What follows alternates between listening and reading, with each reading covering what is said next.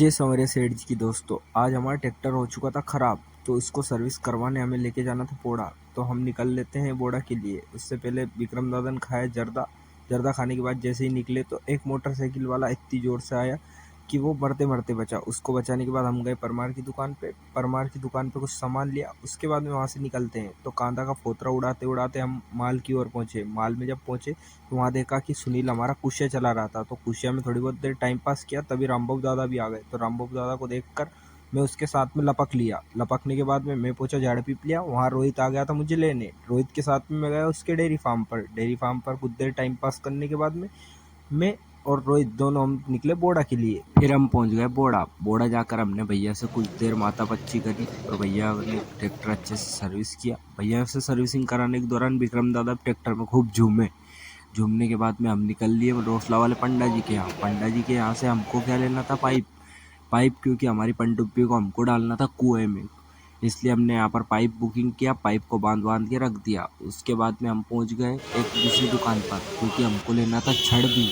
छड़ लेने के लिए वहाँ पर हमने बिलिंग करवाई। उसके बाद में हम उनके गोडाउन में गए। गोडाउन में मालिक मिले। मालिक ने हाई किया और गोडाउन में इतना सारा माल था कि देख कर मेरा दिमाग हिल गया। उसके बाद में वहाँ से हमने छड़ ली। छड़ को अच्छे से बांधा। उसके बाद में हम पहुँच गए वापस से पंडा जी की दुकान पर, जहाँ से हमने पाइप लिया था उसको ट्रैक्टर में रखवाया। वहाँ पर रमेश दादा मिल गया था, तो रमेश दादा और विक्रम दादा दोनों ने मिल करके पाइप को अच्छे से रखा। उसके बाद में हम पहुँच गए पेट पूजा करने होटल पर। होटल पर भी जाकर देखा तो बाहर ही समोसे की चटनी बन रही थी, जो कि बहुत दर्दनाक हालत में थी। उसके बाद में हमने समोसा विद चटनी और गुलाब जामुन खाए। वहाँ पर ये दोनों राम लक्ष्मण मिल गए, जो कि बहुत ही शरीफ दिखाई दे रहे थे। उसके बाद में हमने लिया नारियल, क्योंकि हमें नारियल चाहिए था।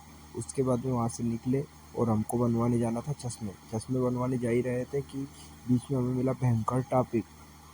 भयंकर ट्रैफिक को देखकर हमारा जीव घबराया। फिर हम जैसे तैसे आगे निकले और चश्मे वाले भैया के पास पहुंच गए। फिर रोहित और दोनों भाई ने मिलकर एक एक करके आंखों की जांच करवाई।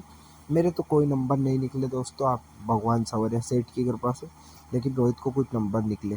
उसके बाद में दोनों भाई ने एक एक चश्मा बनवाया। बहुत सारे चश्मे मैंने किए चेक, और उसके बाद में मुझे एक चश्मा पसंद आया, एक रोहित को पसंद आया। इस प्रकार से हम चश्मे बनवा कर घर की ओर निकले और अब अगले दिन जाएंगे चश्मे लेने। बहुत बहुत धन्यवाद। जय संवरिया सेठ जी के दोस्तों।